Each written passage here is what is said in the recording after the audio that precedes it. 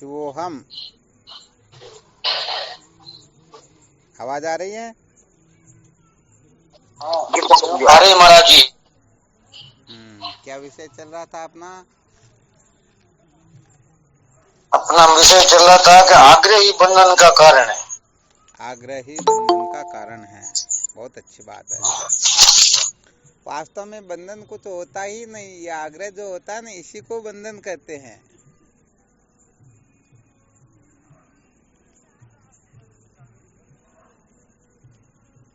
अच्छा, सुषुप्ति अवस्था में अपने को बंधन की प्रतीति होती है क्या? अच्छा, नहीं जी, नहीं होती। नहीं होती ना।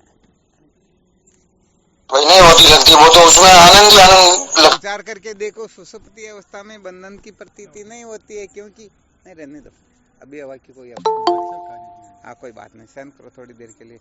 अभी आप हवा करोगे तो फिर तो सुषुप्ति अवस्था के अंतर्गत बंधन की प्रतीति नहीं होती है, क्योंकि वहां पर किसी भी प्रकार का दुराग्रह रहता ही नहीं। जागृत अवस्था के अंतर्गत अनेक प्रकार के आग्रह रहते हैं। उसी आग्रह के वशीभूत होकर के ये जीव नाना प्रकार के कष्ट प्राप्त करते हैं।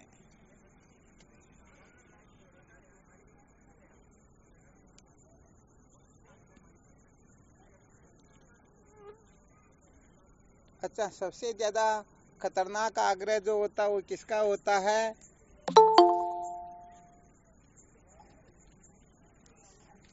अपने देह के होता। अपने देह का।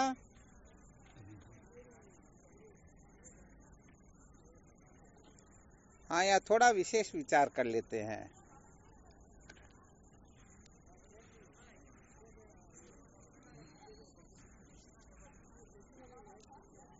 कौन बता सकते हैं?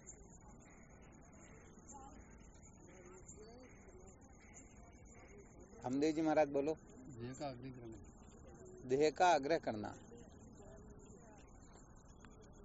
और कौन बताएंगे? गोविंद जी महाराज, चेतन, तुम भी बोल सकते हो।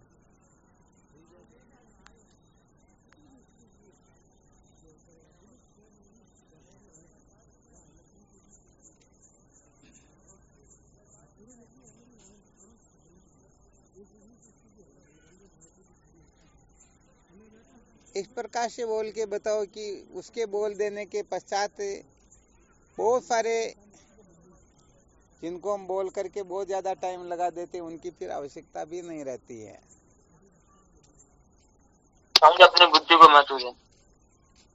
हाँ, बहुत अच्छी बात है, बुद्धि को महत्व देना ना।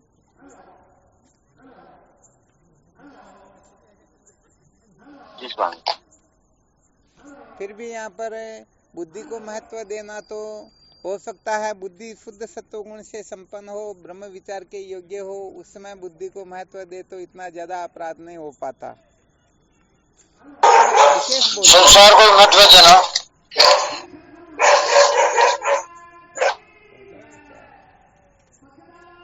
और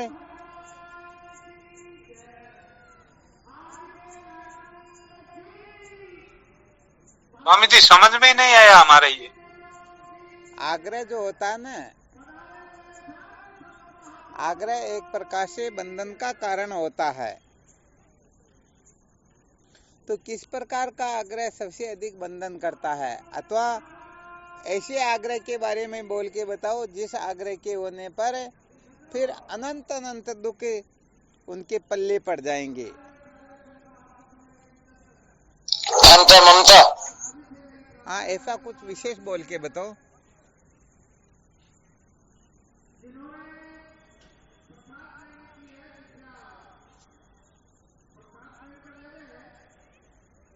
प्रश्न समझ में नहीं आया है ना?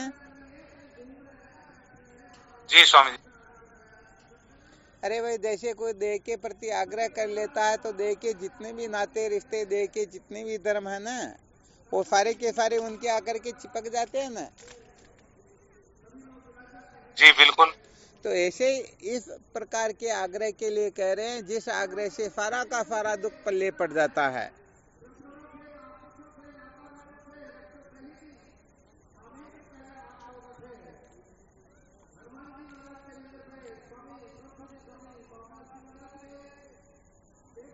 नहीं आया है ना? जी गुरुदेव आ गया समझ में। तो बताओ क्या आया? ये तो इस देह को मानते ही ये सब इस देह के चिपक जाएगा। दूसरी बात है फिर मन को महत्व दे। अरे ये तो आपको दृष्टांत दे करके संकेत किया। हाँ, जैसे मन को जो महत्व दे देता तो ये सब चिपक जाते हैं सब के सब। तो सुषुप्ति अवस्था में मन को महत्व नहीं देते तो फिर मुक्ति हो जाती क्या? आपको तो नहीं ऐसा होती। सूत्र बताना जो सबसे टॉप लेवल का हो, और उस अनर्थ से सारे के सारे अनर्थ उत्पन्न होते हैं। वो तो अज्ञान है गुरुदेव। हाँ, तो ऐसे बोलो ना, थोड़ा पता चलेगा कि भाई कोई विशेष बात बताई जा रही है। जी गुरुदेव, अज्ञान से ही सब कुछ होता हाँ, है। साधारण अविद्या वार्ता से चर्चा काम चलने वाला है नहीं। जी बिल्कुल। तो थोड़ा इसको सिद्ध करके बताओ, अज्ञान कैसे है?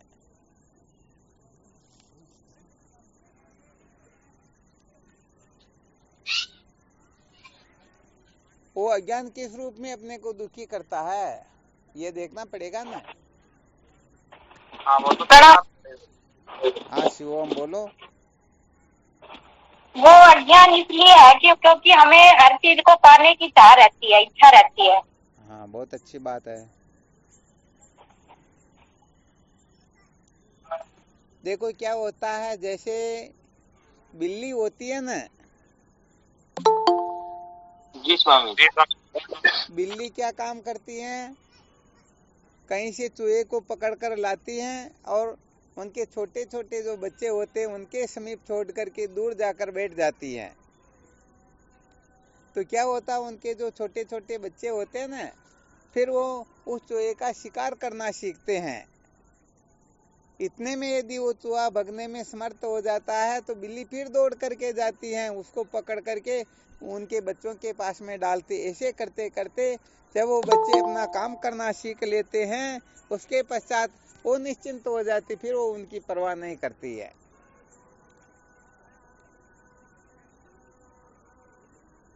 ठीक है? जी गुरुदेव तो ऐसे ही संत महापुरुष क्या करते हैं, इस अविद्या का शिकार कैसे किया जाता है वैसे ये सिखा देते हैं। और जो अविद्या का शिकार करने में समर्थ हो जाता है फिर उसे दुख भयभीत कहाँ करेगा।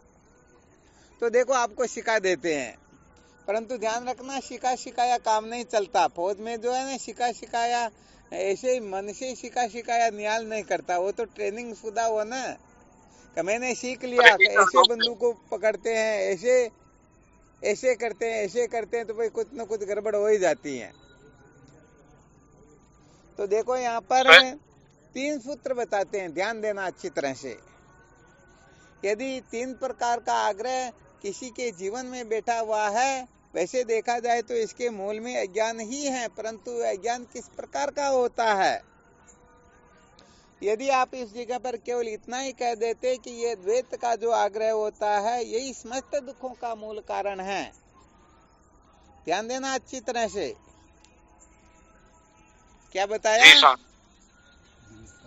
हाँ, ये द्वैत का जो आग्रह होता है यही समस्त दुखों का मूल कारण होता है। तो सारा काम बिल्कुल सफल हो जाता है, एक्यूरेट हो जाता है, फिर भी आप मूल मर्म पर दृष्टि देते ही नहीं हो। बाकी ये सब उसके कार्य ही तो हैं। यदि द्वैत का भ्रम न हो, हम अपने को परिच्छिन्न न समझे, तो बताओ प्रपंच का भान होगा क्या? नहीं होगा। ध्यान रखना अच्छी तरह से, वेदांत का बहुत बड़ा विलक्षण सूत्र है, अपने को परिच्छिन्न समझे बिना प्रपंच का भान होता ही नहीं। यदि विचार करके देखो मैं अद्वितीय ब्रह्म हूँ ऐसा निश्चय करो, तो बताओ अद्वितीय ब्रह्म के अंतर्गत जगत नाम की कोई वस्तु फिर प्रतीत होगी क्या? कुछ होता ही नहीं। हाँ, वास्तव में ब्रह्म के अंतर्गत न सजातीय भेद होता है, न विजातीय भेद होता है, न स्वगत भेद होता है। जो सजातीय विजातीय स्वगत भेद से रहित हो वह कभी वस्तु परिच्छिन्न होती ही नहीं, उनके टुकड़े होते ही नहीं। जैसे आकाश के टुकड़े हो सकते हैं क्या? नहीं हो सकते। हाँ, ये घटाकाश मठाकाश महाकाश जो बताया जाता है ये साधकों को समझाने के लिए बताया जाता है। जी गुरुदेव। तो भाई सच्ची बात तो यह है कि जीव नाम की कोई वस्तु होती ही नहीं। क्या नहीं होती है? जीव नाम की वस्तु। परंतु जब हम अपने को जीव समझ लेते हैं, उसी समय हम पापी पुण्यात्मा कर्ता भोक्ता प्राचीन संसारी बन जाते हैं या सब नहीं कुछ बन जाते हैं? बिल्कुल बन जाते हैं।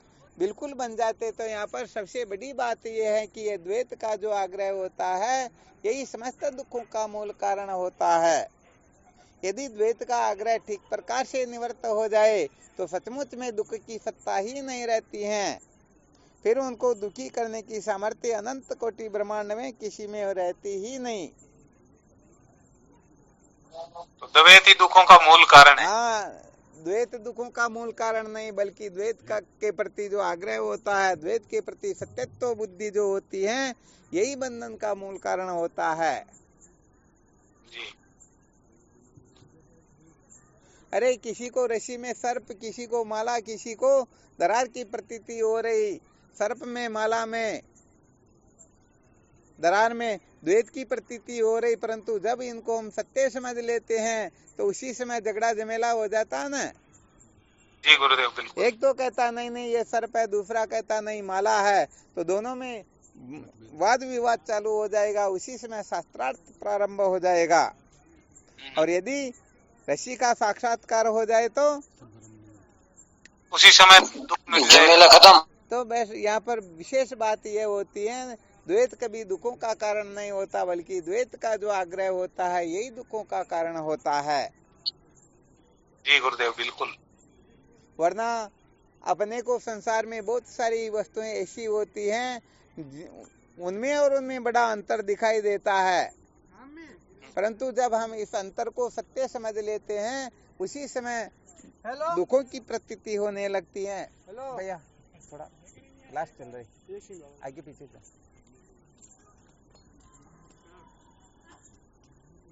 ठीक है ना? जी गुरुदेव बिल्कुल। भाई जैसे संसार में स्त्री पुरुष सब दिखाई देते हैं या नहीं दिखाई देते हैं? बिल्कुल देते हैं। तो जैसे स्त्री स्त्री में भेद दिखाई देता है, पुरुष पुरुष में भेद दिखाई देता है। कोई काला होता है, कोई गोरा होता है, कोई सुंदर होता है, कोई लंबा होता है, कोई ऊंचा होता है, पता नहीं अनेक प्रकार के भेद दिखाई देते हैं ना, परंतु ये दुख थोड़े देता है। परंतु जब इनमें आग्रह कर लेते हैं, नहीं ये ठीक नहीं, यही ठीक है, हाँ उसी समय दुख हो जाते हैं। हाँ ये हमको ये कहना चाहिए, ये नहीं कहना चाहिए, ऐसा होना चाहिए, ऐसा नहीं होना चाहिए, उसी समय दुख हो जाता है ना। बिल्कुल, आग्रह होते ही दुख हो तो जाते हैं। यहाँ पर आग्रह जो होता है, सत्यत्व बुद्धि जो होती है, वही दुखों का कारण होती है। तो 3 सूत्र बता रहे थे। एक तो होता है जगत की सत्यता, दूसरा होता है ईश्वर की अन्यता, और तीसरा होता है आत्मा की परिचिनता। ध्यान देना अच्छी तरह से। यदि ये 3 प्रकार का आग्रह कोई भी क्यों न हो करके बैठा हुआ है, तो सचमुच में उसे परम शांति कभी प्राप्त हो सकती ही नहीं।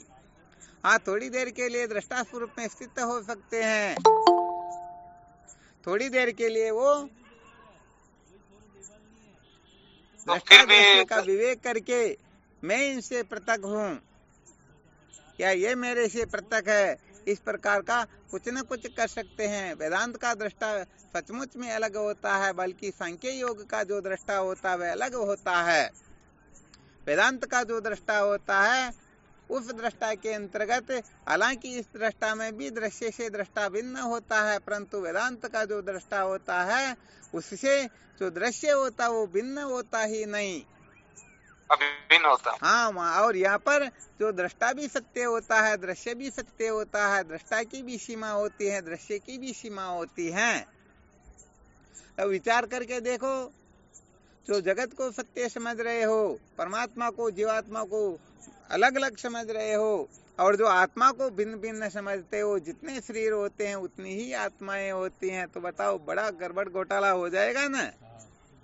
हो गया इस जगत ऐसा समझते हैं। तो बस ये ईश्वर की अन्यता, जगत की सत्यता, आत्मा की परिचिनता, ये 3 प्रकार का जो आग्रह होता है, ये अनादिकाल से जीवों को जन्म मृत्यु की श्रृंखला में भटका रहा है। बिल्कुल क्लियर ना? जी गुरुदेव बिल्कुल। हाँ, ये विशेष बात है। तो यदि हम यहाँ पर सचमुच में आग्रह करके बैठे रहेंगे तो फिर दुखों के सिवाय कुछ भी मिलने वाला नहीं है। यहाँ पर जगत की सत्यता से क्या तात्पर्य है?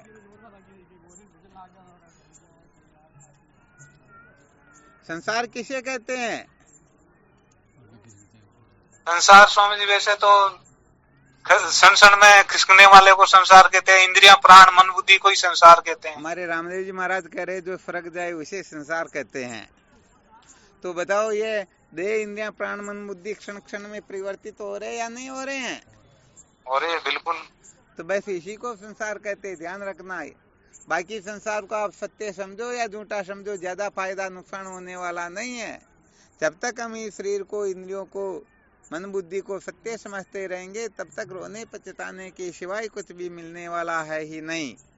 तो जगत की जो सत्यता होती है इनके प्रति आग्रह करके बैठ जाएं, क्योंकि सच्चा सर्प हो तब जो आग्रह किया जाता बात कुछ और है, परंतु झूठे सर्प के प्रति कोई आग्रह कर बैठे तो ऐसे ही दुखी दूध होना पिला होता है। सकते क्या उनको?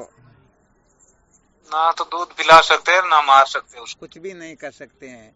तो भाई जब तक हम इनको सत्य समझते रहेंगे, परंतु ये बात बड़ी विलक्षण है। ये तो पक्का भले वेदांत का कितना भी विचार करो, परंतु ये व्यवहारिक सत्यता जो है बड़ी दुर्लभ है, ये निकलती ही नहीं।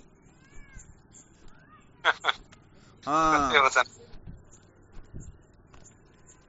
एक दिन एक साधक कह रहे थे कि नहीं भले संसार झूठा हो परंतु अपने कर्तव्य का तो पालन करना ही पड़ेगा, ये तो निभाना ही पड़ेगा, इनको छोड़ थोड़े सकते हैं, ये तो हमारा प्रारब्ध है। तो बताओ, इसका नाम जीव भाव है या नहीं है? और क्या है, इसका जीव भाव ही तो है। प्रारब्ध है तो अपने आप ही हो जाएगा, जैसे होना है वो तो होता रहेगा। आग्रह क्यों करते हैं? तो मैं अद्वितीय ब्रह्म हूँ, यदि ऐसा कोई निश्चय कर ले तो जगत नाम की कोई वस्तु होती ही नहीं। और यदि उस ब्रह्म तत्व का ज्ञान है तो निश्चित रूप से समझ लेना चाहिए कि हम जीव भाव में ही बैठे हुए हैं। तो अपने आप को पुरुष समझना, स्त्री समझना, काला गोरा समझना, ब्राह्मण क्षत्रिय वैश्य शूद्र समझना, पापी पुण्यात्मा कर्ता भोक्ता कुछ भी समझना, इसी का नाम जीव भाव होता है। और जब तक जीव भाव होता है तब तक दुखों की निवृत्ति होती ही नहीं। हो जाती है क्या? द्वैत ही दुखों का मूल है। हाँ, द्वैत नहीं बल्कि द्वैत का आग्रह है। फिर गड़बड़ कर रहे हो। जी गुरुदेव, आग्रह उसका। हाँ,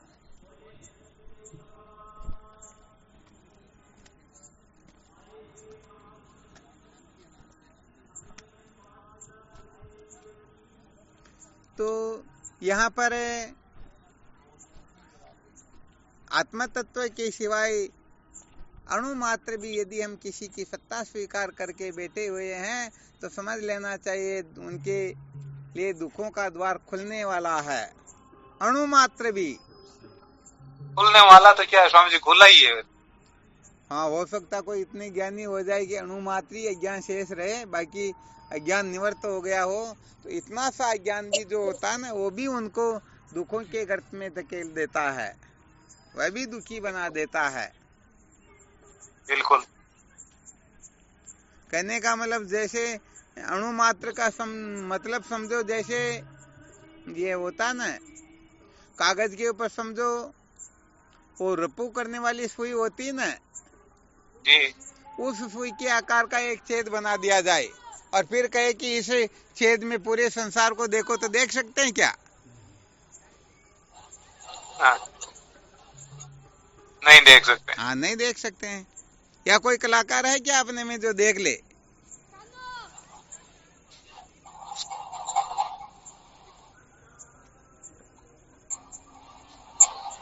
कोई कलाकार नहीं, इसका मतलब है ना।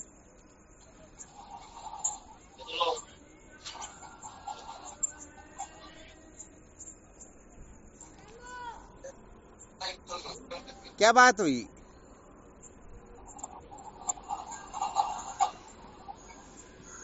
नहीं देख सकते। नहीं देख सकते है ना।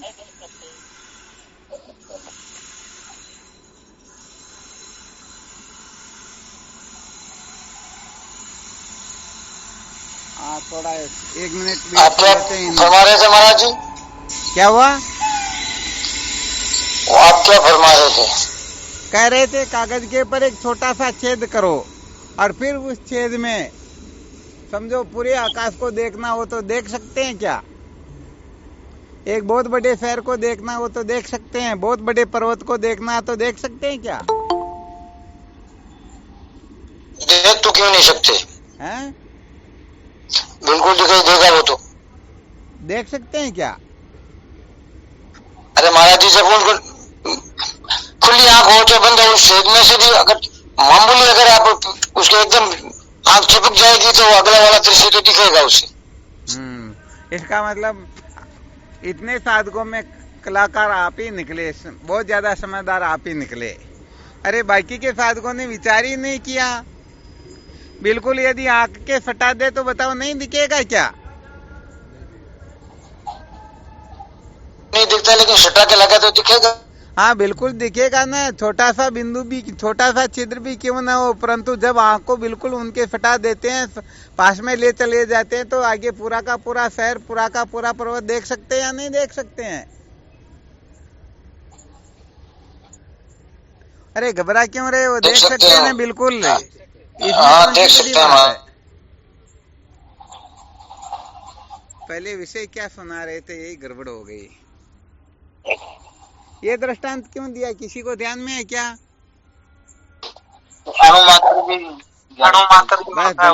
मतलब आपकी समझ बहुत अच्छी है। अणु मात्र भी यदि अज्ञान शेष रहे तो वह भी हमारे लिए दुखों का द्वार 100% खोल सकता है। यहाँ पर छोटा सा छिद्र भी क्यों ना हो, उसमें भी हम सब कुछ देख सकते हैं। तो भले 99% अज्ञान निवृत्त हो गया हो, परंतु 1% अज्ञान भी अपने को जन्म मृत्यु की श्रृंखला में भटकाने के लिए पर्याप्त होता है। तो यहाँ पर जगत की जो सत्यता होती है, यहाँ पर चाहे देह हो, चाहे इंद्रियां हो, प्राण हो, मन हो, बुद्धि हो, किसी को भी यदि हम थोड़ा बहुत भी सत्य समझ रहे हैं, अणु मात्र भी सत्य समझ रहे हैं, तो ये नासमझी ही अपने को जन्म मृत्यु की श्रृंखला में भटका सकती हैं, धकेल सकती हैं। तो ये तो पक्का निश्चय हो गया ना। थोड़ा बहुत भी अणु मात्र भी यदि हम आग्रह करके बैठे हुए हैं, नहीं इतना तो सत्य है, तो समझो सारा गड़बड़ घोटाला हो गया। हाँ, जगत की एक जड़ रखी तो सबको राजा कर देगा। अरे क्या बात, धन्यवाद। बिल्कुल 100% सत्य वचन। इसीलिए विचार सागर में सिद्ध किया गया है, जागृत स्वप्न की जब तुल्यता का वर्णन किया जाता है तो वहाँ ऐसा सिद्ध कर देते हैं कि स्वप्न तो थोड़ा बहुत सत्य हो सकता है, परंतु ये जागृत प्रपंच तो उसे भी गया बीता है। परंतु साधक करे तो क्या करे, साधक बहुत ज्यादा आग्रह करके बैठे रहते हैं, नहीं ऐसा तो होना ही चाहिए, ऐसा नहीं होना चाहिए, ये ठीक है, ये ठीक नहीं है, अपने को ये पालन करना पड़ेगा, ये निभाना पड़ेगा, यदि नहीं करेंगे तो ऐसा हो जाएगा, वैसा हो जाएगा। ऐसी करोड़ों कल्पनाओं से अपने आप को बांधे रखते हैं। तो सत्य बात तो ये है कि तीन सत्ताओं में जब तक केवल और केवल मात्र परमार्थ सत्ता को महत्व दे करके, तो परमार्थ सत्ता को परम सत्य परमार्थ समझ करके बाकी दो सत्ताओं को हम बिल्कुल उड़ा देंगे। परंतु ये बहुत बड़ा खतरनाक काम, ये हर किसी के वश की बात ही नहीं है। व्यवहार में थोड़ा भी कोई गड़बड़ घोटाला करके देखो तो पूरा संसार उनको सर पर उठा लेगा। इसलिए है बहुत खतरनाक, हर किसी के वश की बात ही नहीं है।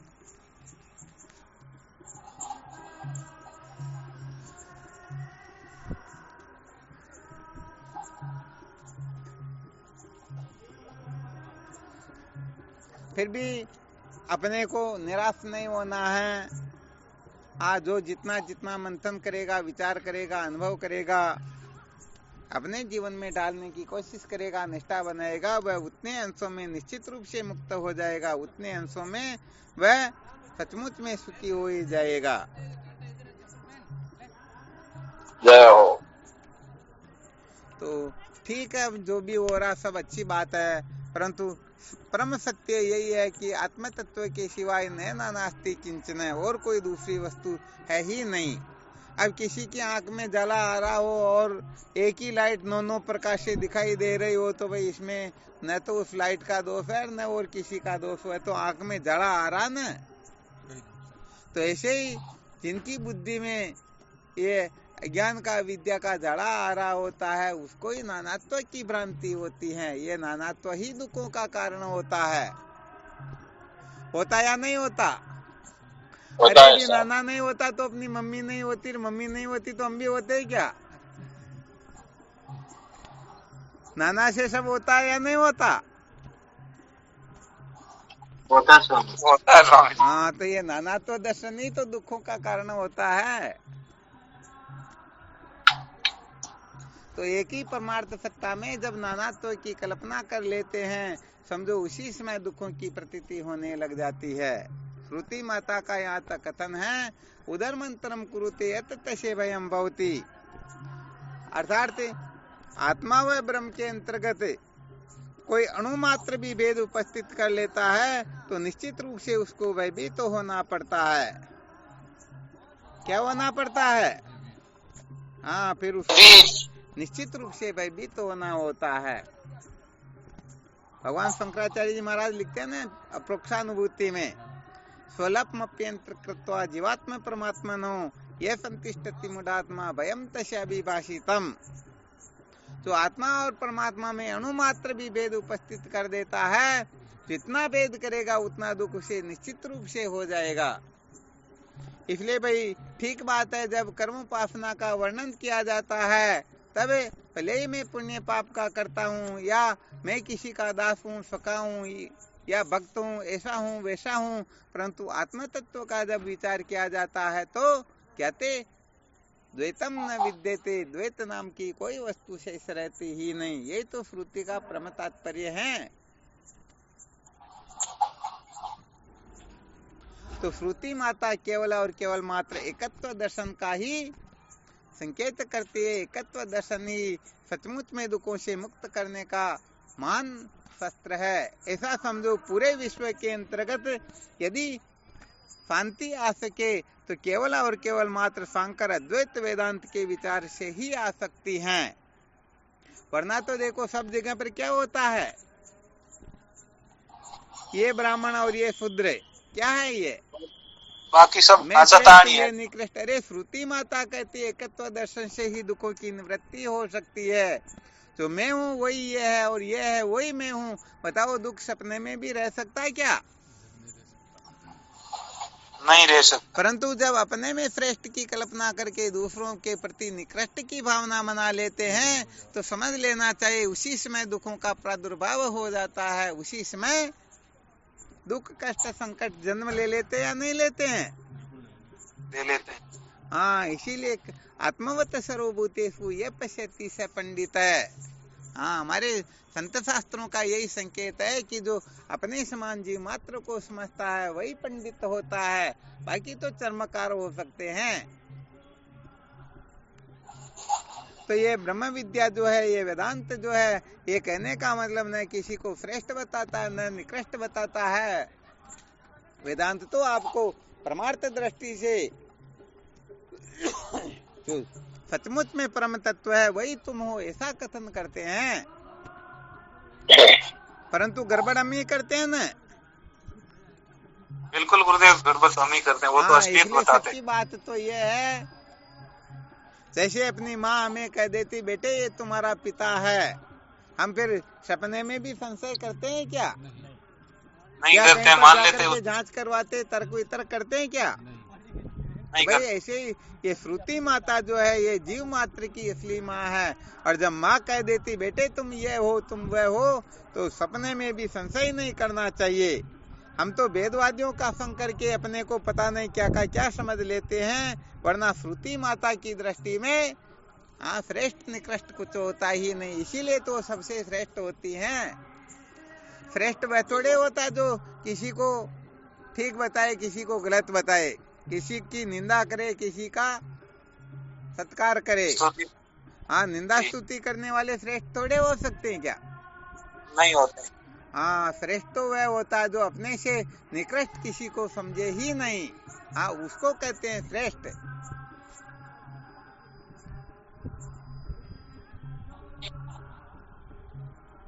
तो इस दृष्टि से अपने को खूब मंथन करना चाहिए, खूब विचार करना चाहिए। वास्तव में जब तक द्वैत का आग्रह रहेगा तब तक कल्पांतर तक सब कुछ करके भी हम परम शांति प्राप्त कर सकते ही नहीं। हाँ, बहुत अच्छी तरह से ध्यान रखना चाहिए। जितना जितना द्वैत का आग्रह होगा उतना उतना कष्ट दुख संकट हमें प्राप्त हो जाएगा। यदि दुखों से मुक्त होना है तो इस द्वैत के आग्रह को तुली लगा दो, इसको ब्रह्म विद्या के द्वारा भस्म करके वास्तविक तो परम सत्ता है बस उसका साक्षात्कार करके सदा सदा के लिए निर्भय हो जाओ। और हमें तो दुखी होना है तो कोई दिक्कत नहीं है, अनादिकाल से यही होते आ रहे हैं, जन्मते मरते आ रहे हैं, जन्मो और मरो, इसके सिवाय और कुछ हो सकता है क्या? नहीं हो सकता है। हाँ, इसके सिवाय और कुछ होने वाला वास्तव में है ही नहीं। तो सदा सर्वदा हमें ध्यान रखना है कि द्वैत का जो आग्रह होता है, ये द्वैत का आग्रह ही हमें अनादिकाल से जन्म मृत्यु की श्रृंखला में भटका रहा है।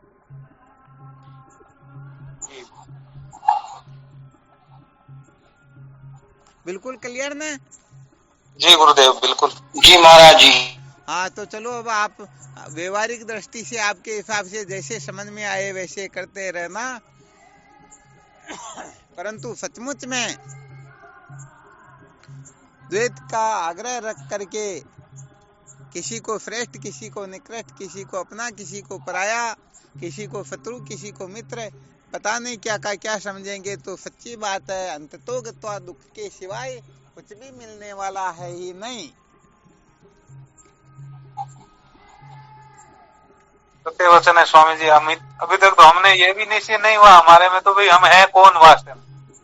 चलो कोई दिक्कत की बात नहीं। किसी का पुत्र है, किसी का पिता है, किसी का भाई है, क्या है। बहुत अच्छी बात है। चलो फिर इसका मंथन करो। चींटे भी पड़ने लगे तो अब एकांत में जाना पड़ेगा कहीं। नहीं, अब सत्य में चलेंगे। शिवोहम। हाँ, शिवोम। अभी पाली महाराज रेलवे स्टेशन पर ही बैठे हुए हैं।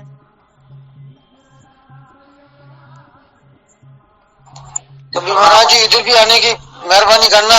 हाँ बिल्कुल, देखते हैं। अभी तो पढ़ेंगे फिर बाद में आते हैं। जब भी आपको मौका मिले। बिल्कुल जरूर, ठीक है ना? स्वामी जी के चरणों में साष्टांग प्रणाम। हाँ शिवोहम। प्रणाम। हाँ शिवोहम। कोटि कोटि प्रणाम गुरुदेव ने। शिवोहम। हाँ शिवोहम। गुरुदेव भगवान के श्री चरणों में प्रणाम। शिवोहम। शिवोहम।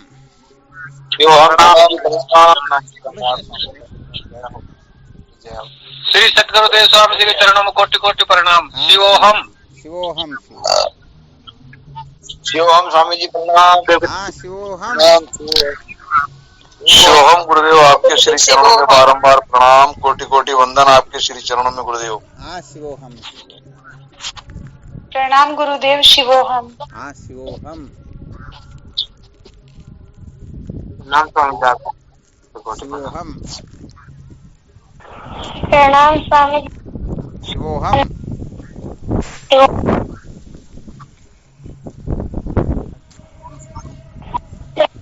स्वामी जी आपके श्री चरणों में कोटि कोटि प्रणाम। शिवोहम। हाँ शिवोहम।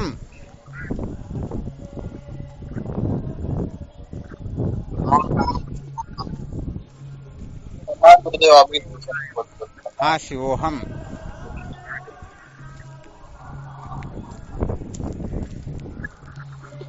स्वामी जी के श्री चरणों में साष्टांग दंडवत प्रणाम। शिवोहम। हाँ शिवोहम। जल्दी आ जाओ, आ गया, छीटा ज्यादा आ गया। हाँ शिवोहम।